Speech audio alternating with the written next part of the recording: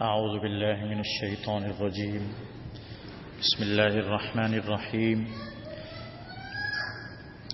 واتبعوا ما تتلو الشياطين على ملك سليمان وما كفر سليمان ولكن الشياطين كفروا يعلمون الناس السحر وما أنزل على الملكين ببابل هاروت وماروت وما يعلمان من أحد حتى يقولا إنما نحن فتنة فلا تكفر فيتعلمون منهما ما يفرقون به بين المرء وزوجه وما هم بضارين به من أحد إلا بإذن الله ويتعلمون ما يضرهم ولا ينفعهم ولقد علموا لمن اشتراه ما له في الآخرة من خلاق ولبئس ما شروا به أنفسهم لو كانوا يعلمون ولو أنهم آمنوا واتقوا لمثوبة من عند الله خير لو كانوا يعلمون.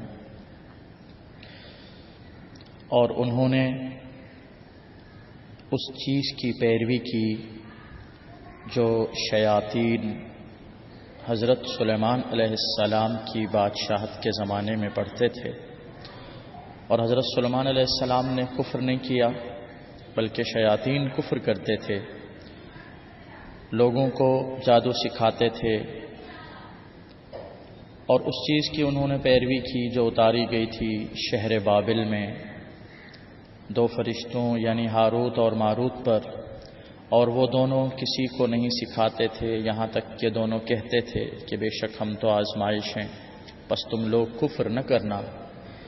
پس لوگ ان دونوں سے ایسی چیزیں سیکھتے تھے جس کے ذریعے مرد اور عورت کے درمیان، میاں بیوی کے درمیان جدائی ڈالتے تھے، اور وہ اس کے ذریعے کسی چیز کو نقصان نہیں پہنچا سکتے تھے مگر اللہ کے حکم سے، اور وہ ان سے ایسی چیزیں سیکھتے ہیں جو کہ ان کو نقصان پہنچاتی ہیں اور فائدہ نہیں پہنچاتی. اور البتہ تحقیق انہوں نے جان لیا اس شخص کو جس نے اس جادو کو خریدا ہے اس کے لیے آخرت میں کچھ حصہ نہیں ہے، اور بری ہے وہ چیز جس کے بدلے انہوں نے اپنی جانوں کو بیچا ہے. اگر ان کو سمجھ ہوتی، اگر یہ لوگ ایمان لاتے اور تقوی اختیار کرتے تو اللہ تعالیٰ کے نزدیک ثواب اور بہتر اجر ہوتا اگر یہ لوگ سمجھتے ہوتے. پچھلی آیتوں میں ہم نے یہ بات پڑھی تھی کہ بنی اسرائیل نے اللہ تعالیٰ کی کتاب کو پس پشت ڈال دیا، اس سے لا تعلق ہو گئے، گویا وہ جانتے ہی نہیں کہ اللہ کی کتاب کیا ہے، اس پر عمل کرنا کیا ہے. اسی طرح بنی اسرائیل نے اس چیز کی پیروی کی جو حضرت سلیمان علیہ السلام کی سلطنت کے زمانے میں شیاطین پڑھا کرتے تھے. چونکہ حضرت سلیمان علیہ السلام کے زمانے میں جنات اور انسانوں کا آپس میں اختلاط ہوتا تھا. جنات حضرت سلیمان علیہ السلام کے ماتحت تھے، انسان بھی تھے، تو اس دور میں جو کلام اور دیگر چیزیں جنات پڑھتے تھے بنی اسرائیل نے ان کا اتباع کیا. اس طرح جادو انسانوں تک پہنچ گیا تو شیاطین اور جنات کی تلاوت کردہ چیزیں پیروی کرنے لگے بنی اسرائیل کے لوگ، جادو میں ملوث ہو گئے، اللہ کی کتاب کو پیچھے ڈال دیا. اور بنی اسرائیل نے ایک ظلم اور یہ کیا کہ جادو کو حضرت سلیمان علیہ السلام کی طرف منسوخ کر دیا، حالانکہ جادو کرنا، جادو پر اعتقاد رکھنا، عمل کرنا گناہ ہے، کفر ہے. اللہ نے فرمایا کہ سلیمان علیہ السلام نے کوئی کفر نہیں کیا، جادو وغیرہ انہوں نے نہیں کیا. جادو کا ارتکاب، کفر کا ارتکاب شیاطین کرتے تھے. حضرت سلیمان علیہ السلام تو اللہ کے پیغمبر تھے، اللہ کے نبی تھے. اللہ تعالیٰ نے اپنے فضل و کرم سے جنات اور شیاطین کو ان کے مطیع اور تابع کر دیا تھا، ہوا کو مسخر کر دیا تھا.